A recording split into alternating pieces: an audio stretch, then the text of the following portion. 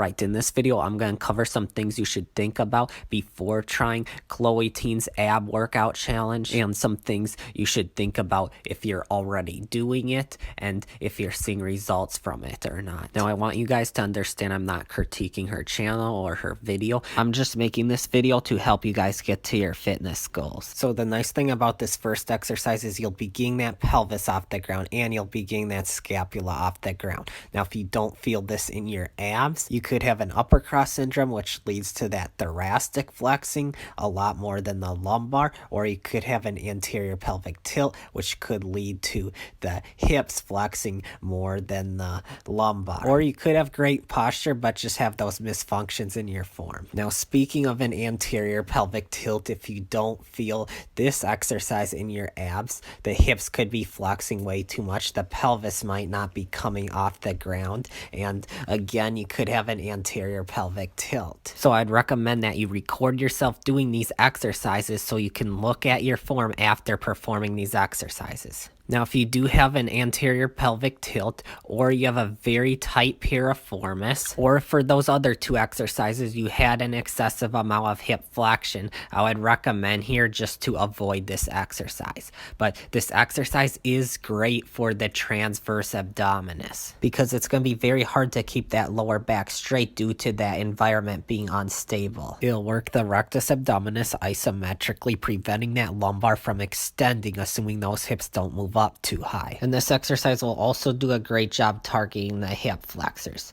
Now, speaking of the hip flexors and transverse abdominis here, this exercise will do the same thing too. Also, this exercise can be performed with a tight piriformis because we don't have all that external rotation compared to the last one. It also could be great to loosen up tight hamstrings because we're getting into high degrees of hip flexion here. If that lower back rounds when that knee's up to the chest, you just need to work on hip mobility, specifically when it comes to hip flexion. Now, for this next exercise here, the rectus abdominis and the hip flexors will be working isometrically, and the internal and external obliques will be rotating that lumbar. If you aren't feeling this one in the obliques, see if the hips and pelvis are rotating more than the lumbar is. And if you don't feel this exercise in the abs, see if that lumbar is extending too much, and also see if you have an anterior pelvic tilt.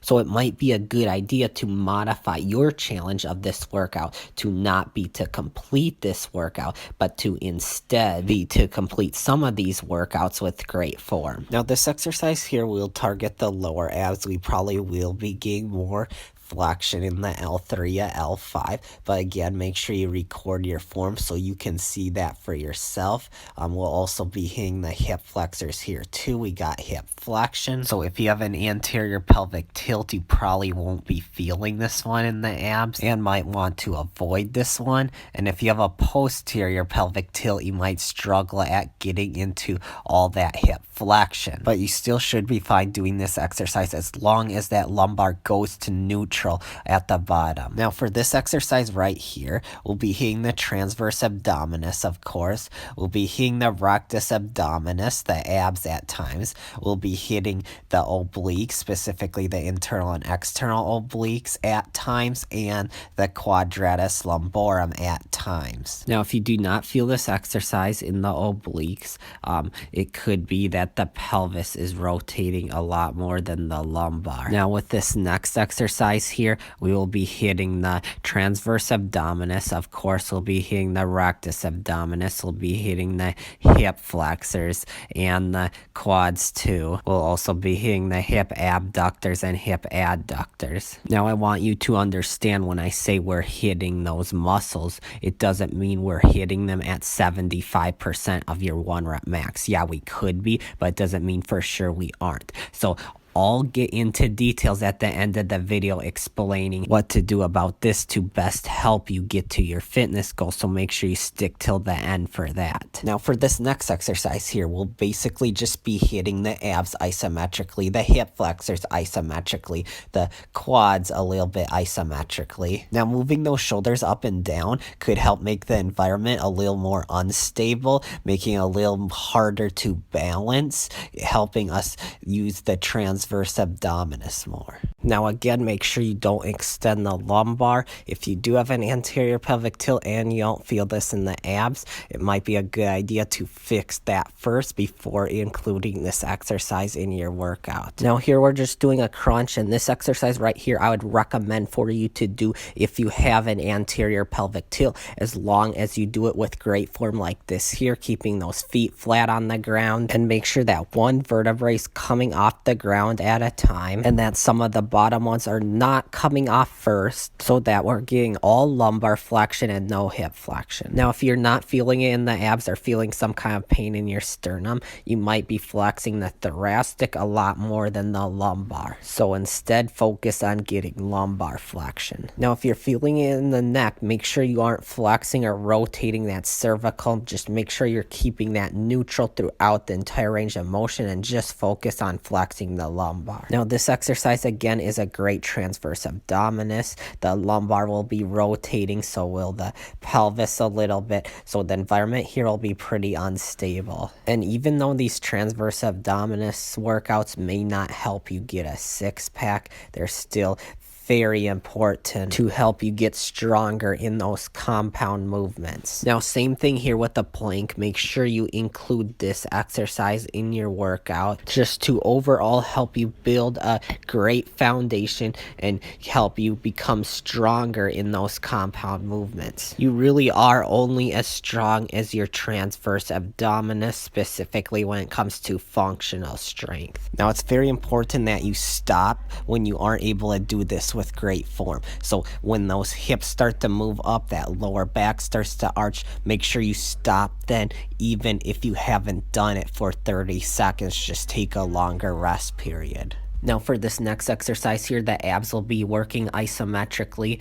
and the hip flexors will be inhibited as long as you keep those feet flat on the ground the whole time. So this one could be great if you do have an anterior pelvic tilt. And then it'll also work the obliques and quadratus lumborum. They will be under active tension, but not a lot of tension because we got no resistance pulling the lumbar into neutral. Now if you're feeling this exercise in your neck, make sure that the cervical is not flexing, lateral flexing, or rotating. Now this exercise right here will hit the abs, the obliques, and the hip flexors too. If you want to hit the abs and obliques more, make sure you flex and rotate the lumbar more and keep those legs in the sagittal plane of motion. So just only be flexing the hips, don't be rotating that pelvis. If you have an anterior pelvic tilt, you might struggle to feel this one in the abs, but you definitely could still give this a try and see if you're able to perform this exercise with proper form. Now with this next exercise here, if you're not feeling this in your abs, it's likely the hips could be moving just back toward your face and not up toward the ceiling more. If you have an anterior pelvic tilt, it could be very hard to do this, and you might want to avoid this exercise. But this is definitely a great exercise for the lower abs. For those of you that do watch my TikToks, you know how much I talk about getting that pelvis off the ground. Now if you have a posterior pelvic tilt, just really make sure you get that pelvis back on the ground on the eccentric part. Now you should be all right doing this exercise right here, even if you do have an anterior pelvic tilt, because we're not getting that much flexion in the hips.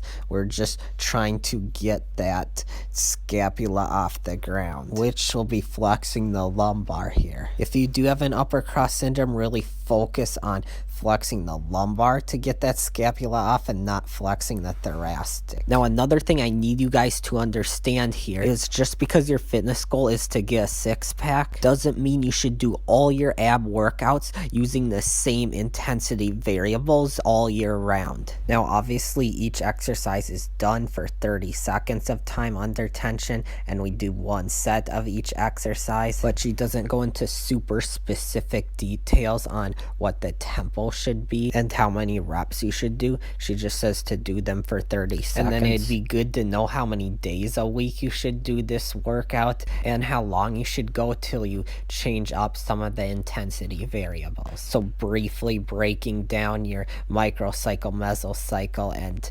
macrocycle. Also, it's so important here to understand intensity. So intensity is relative. So these exercises could be at 75% of your 1 rep max. It could be at 50%. It could be at 25%. We have no clue here. So it's going to be very important that you assess yourself. If you're not assessing, you're guessing. So make sure you smash that subscribe button, hit that bell so you don't miss out on my part 2 video with tons of important information to help this workout be effective for you. Alright, I wish the best of luck to each and every one of you at achieving your fitness goals.